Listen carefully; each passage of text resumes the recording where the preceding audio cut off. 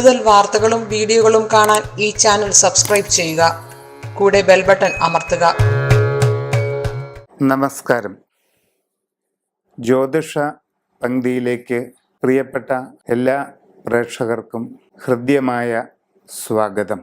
അശ്വതി മുതൽ രേവതി വരെയുള്ള 27 നാളുകാരുടെ പൊതുവായ ചില സ്വഭാവങ്ങളും അവരുടെ ഇപ്പോഴുള്ള സമയങ്ങളുമാണ് നാം ഇന്ന് പറയുന്നത്.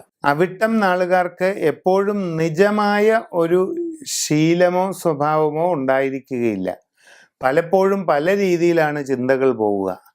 രാവിലെ ഒന്ന് ചിന്തിച്ചാൽ അവർ ഉച്ചയ്ക്ക് അതിൽ നിന്ന് വിരുദ്ധമായി മറ്റൊന്ന് ചിന്തിക്കും.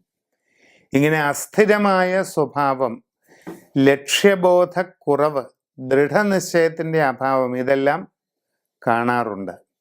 എങ്കിലും വളരെ തീവ്ര പരിശ്രമശീലം, കാര്യപ്രാപ്തി, ബുദ്ധിവൈഭവം തുടങ്ങിയ കഴിവുകൾ ഉപയോഗിച്ച് വളരെ ഉയരങ്ങളിലെത്താൻ നിങ്ങൾക്ക് സാധിക്കും.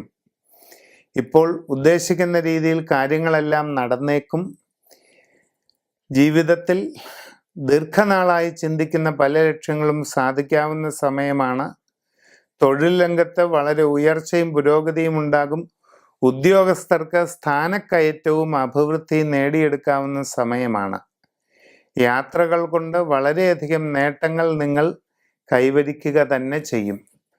ജീവിതത്തിൽ ആഗ്രഹിക്കുന്ന രീതിയിലുള്ള പുരോഗതിയും അഭിവൃദ്ധിയും കൈവരിക്കുന്നതിന് വേണ്ടി രാജഗോപാല പൂജ നടത്തി രാജഗോപാല യന്ത്രം ധരിക്കുക.